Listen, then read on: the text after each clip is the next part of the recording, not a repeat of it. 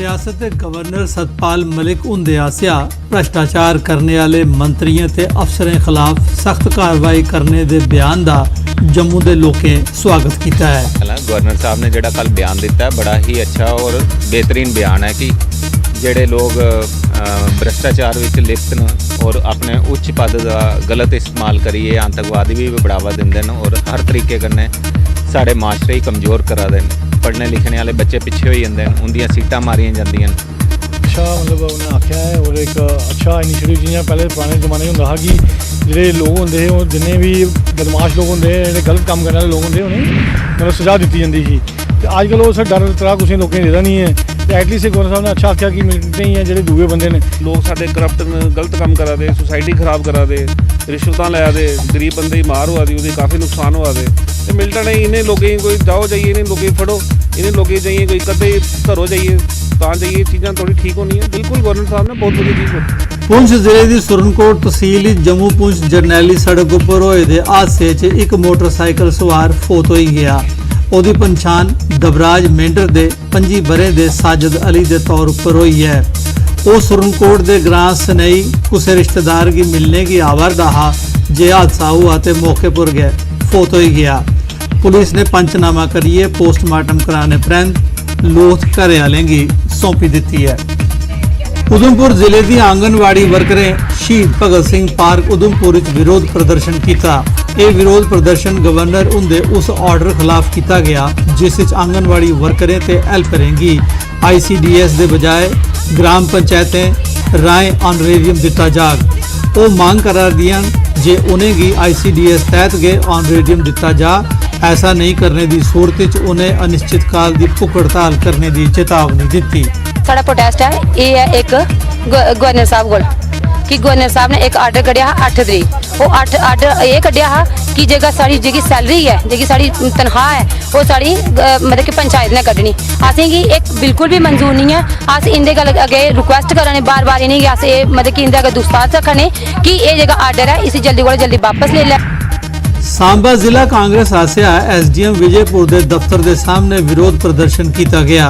जिला उप प्रधान बबल गुप्ता उनकी अगवाई प्रदर्शन करार दे कार्यकर्ता मांग करार दे है जे विजयपुर तहसील ताई मंजूर किए गए कॉलेज तरोर नहीं बनाया जा।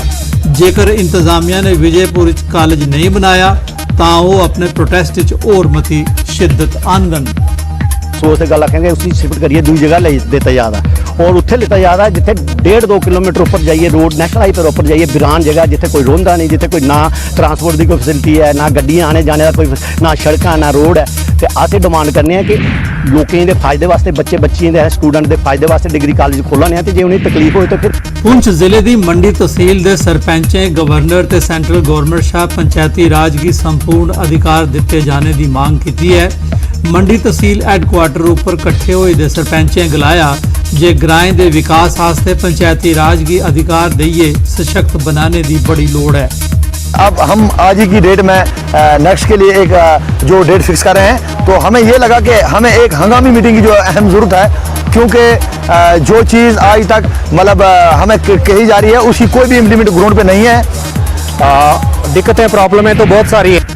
पुंछ की मंडी तहसील 6 अगस्त थवा श्री बुढ़ा अमरनाथ यात्रा शुरू होने के मद्देनज़र SSP पुंछ रमेश अंगराल उनकी अगवाई सुरक्षा की लिए एक बैठक हुई।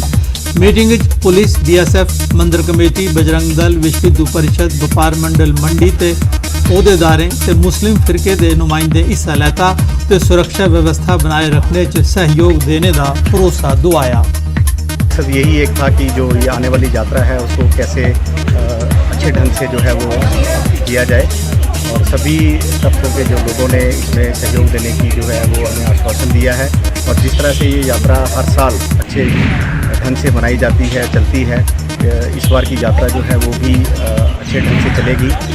पुंछ जिले की मंडी तहसील के ग्रां शिंद स्टाफ की जाने वाली सवारियां कन्नै भरोची टाटा सूमो गड्डी 14-15 बरें दे नाबालग ड्राइवर आसिया चलाने मूजब डिप्टी कमिश्नर राहुल यादव ने पकड़ी ली। सवारियां दसिया जे गड्डी भरोई जाने परंत ड्राइवर आपों गायब हो जाता है तो नाबालग मुड़े के हवाले गड्डी करी दिंदा है।